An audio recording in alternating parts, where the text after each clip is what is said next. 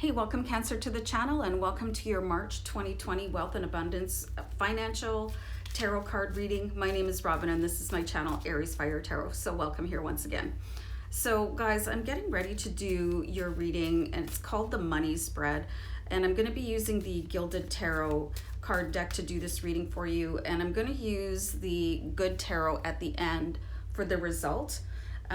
So I like using combinations of decks to really look into what's going on with your house of money. So I hope that you enjoy this reading and I hope that you get something really valuable from it. So let me know down below in the comments, guys, if the reading resonates. I really do look forward to your comments and I do respond to everybody. So let me know. And if you'd like continued guidance from tarot, go ahead and tap the subscribe button. So guys, we're going to look at your financial foundations using the Gilded Tarot, and then the questions are going to fall after that. So financial foundations, I feel like this card popped out for a reason, so I'm going to take that card there. So your financial foundations, I mean, it looks really solid, but it looks like you're not really, I'm getting the words, it's like you're not pushing yourself to your highest limits because it's like you plateaued. And it could be because you're building up to your next level. Your financial foundations, they do look really strong though. It's like you really have a good balance going on.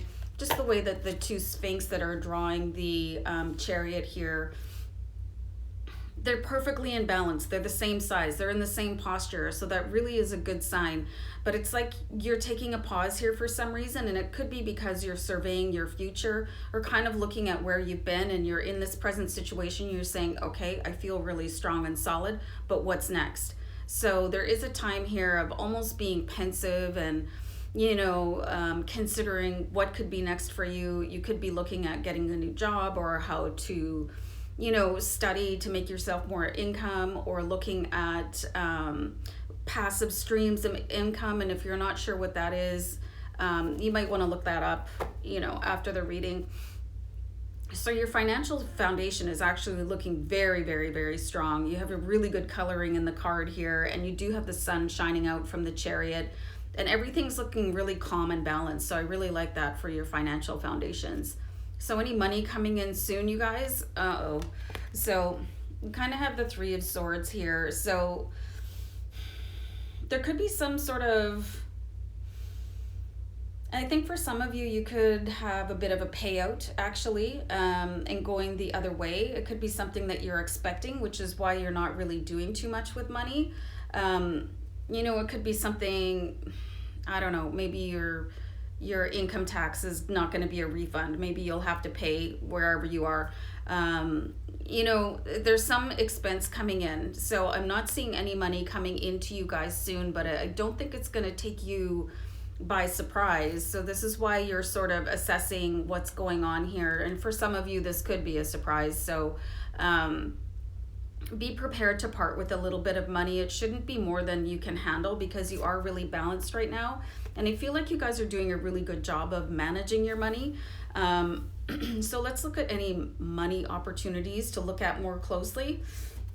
So this is really interesting where this says to look at something more closely because you've got the Four of Cups. And the Four of Cups is like notorious for missing an opportunity. So there is something that you guys could be doing to increase your wealth, but you're holding steady for some reason, and maybe you're focused on what's going out instead of what's coming in. And for many of you, this could just be like your monthly bills, and you're really just sort of focusing on, wow, that's really expensive, right? Instead of looking at other opportunities. And like I said before, I really see the words passive income coming in here. So you guys might want to look at that. There's all kinds of tutorials online and things that you can do passively to earn income. And that means that you set something up to earn you money, you know? So there's lots of opportunities out there, you guys. I think you really want to look at stuff like that because you could be focused on what is going out. And for many of you, it could be like just a repeating bill. It could be like your car loan, or maybe your insurance is too high or something like that. So I really think that you need to be focused on what's coming in instead of what's going out, because bills are always going to be there. You're always going to have to pay for where you live and, you know, what you put in your fridge and what you put in your closet. So instead of just not moving forward because you know, you've got a lot of expenses, start looking at things like passive income and maybe a part-time job. And you can work online now. Like, you don't even have to leave your house to work. So it can be really convenient to work a little bit more and not leave the house. Do you know what I mean? If you're really tired after working a full-time job. So really look at opportunities that are sort of all around you, but you're not taking advantage of them for whatever reason. So what new project will bring in new money? So it looks like you will be actually clearing something up and moving ahead. So you've got the Six of Swords, and I think that's really cool here, because with the Three of Swords, this is talking about like an expense that's going out. And for some of you, you could actually be negotiating something down. Like if you're paying too much for anything, you guys, you can probably negotiate anything. I'm talking about your bank loans, your credit card interest. You can even negotiate your cell phone bill.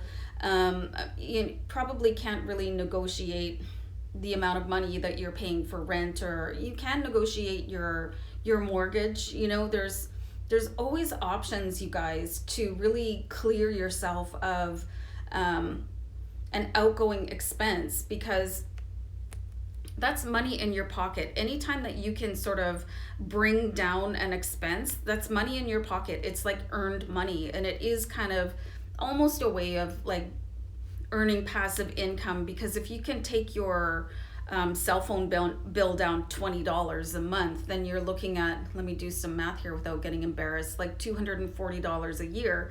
And if you can do that on a few things, that really starts to add up. And what could you do with an extra $240? You know, you could go buy yourself something nice, you know, or I don't know, you can do something with it, and it's $240 not going out to somebody.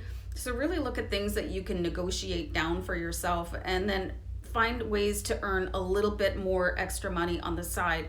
And with this new project, this is going to be up to you. You're going to have to do the research, and you're going to have to go to like your financial institution. And you know, lots of banks, they don't tell you what their best rate is, you know, when you go in to negotiate a credit card or a loan or a mortgage. You know, you can go on their website and look at the best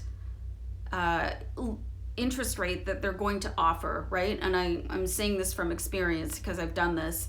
And, you know, cell phone plans. And even if, you know, if one of your service providers just raises your rates and they don't tell you, you know, and all of a sudden your bill is higher, you can just phone and say, like, I don't even know what you guys are doing, you know, can you not give me a better rate? And most of the time they will. So a little bit of homework there, guys, and maybe a little bit of like earning something on the side. You know, in the virtual world, you could be a virtual assistant or anything, you know, so but I think the biggest thing that you guys could do to bring in a little bit more money immediately is look at the way of reducing the amount of money that you're putting out monthly for your bills. So with a little bit of those tips that I shared there. So I'm going to shuffle draw a blank, the Good Tarot, and we're going to look at your results. So we've got the Strength card here. So I'm seeing that you guys might not necessarily feel like it's the right thing to do to negotiate with people about money. Like you could feel really nervous. And, you know, if you're going in for an annual review at work and somebody offers you a raise, you don't have to take it right away. Like if you're looking for a job and they offer you a salary, you don't have to take that right away. Like I'm going to think about that and like really do your research, you guys. Look at the market value of what you're doing right now and ask for the money that you deserve. You know, looking at things like that you're spending, like I said before, spending all your money on, and looking at ways to get the best deal for yourself. I mean, it's all fine and dandy to have the best, but you don't always necessarily have to pay top dollar to get the best. So really be strong with your financial planning, you guys.